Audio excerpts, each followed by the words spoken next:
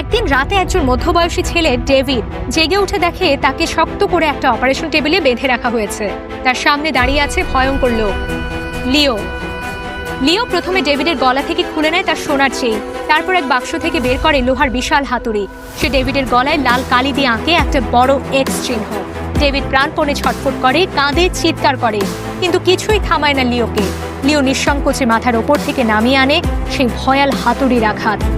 1, 2, 3। ডেভিডের জীবন সেখানেই শেষ হয়ে যায়। দুপুরের খাবার খেয়ে নেয় লিও। তারপর ডেভিডের শরীরের গরম তাপমাত্রা ঠান্ডা হওয়ার আগেই বের করে একটা বিশাল ইনজেকশন। ডেভিডের মাথায় ইলেকট্রিক পিন দিয়ে 5 সেন্টিমিটার উঁচু করে তুলে নেয়। গলায় বিশেষ তরল দিয়ে জীবাণু মুক্ত করে। তারপর ইনজেকশন দিয়ে বের করে নেয় শরীরের ভেতরের মূল হাড়ের রস। একটা ক্যামেরা দিয়ে ডেভিডের মুখের বড় এক ক্লোজ আপ ছবি তোলে। পরের মুহূর্তেই একটা দানবীয় করাত দিয়ে পুরো দেহটাকে কেটে ফেলে। এইসব অংশ সে ফেলে দেয় শূকরদের খাবারের বড় কড়াইয়ে, আর শূকররা তা খেয়ে নেয় আনন্দে। এভাবেই ডেভিডের অস্তিত্ব পৃথিবী থেকে মুছে গেল। সবশেষে লিও নিজের হাতে গোছালো পুরো খুনের জায়গাটা, আর নিজের জন্য বানালো একটা রোস্টেড পিগ, যেন নিজেকে উৎসর্গ করলো এই সফল মিশনে। এদিকে পুলিশ ঘটনাস্থলে আসে। তারা পুরো শূকর খামারে খুঁজে পায় রক্তমাখা শত শত জোড়া জুতা, কিন্তু একটাও মৃতদেহ নেই।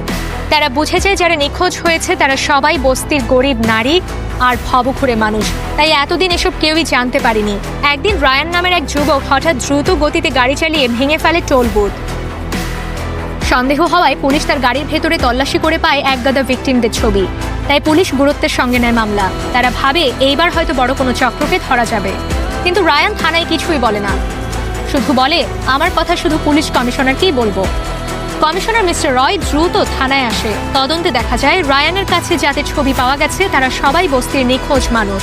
তখন রায়ান বলে আমি কাউকে মারিনি। কমিশনার থ হয়ে যায়। আসলে রায়ানের ছোট বোন লিলি 1 মাস আগে নিখোঁজ হয়ে যায় বস্তি থেকে। সে বহুবার পুলিশে রিপোর্ট করলেও কেউ গুরুত্ব দেয়নি, তাই সে নিজেই শুরু করে গোপন অনুসন্ধান। আর তখনই সে দেখে প্রতিদিন বস্তি থেকে কেউ না কেউ হারিয়ে যাচ্ছে। এবার পুলিশ সিরিয়াস হয়ে তদন্ত শুরু করে।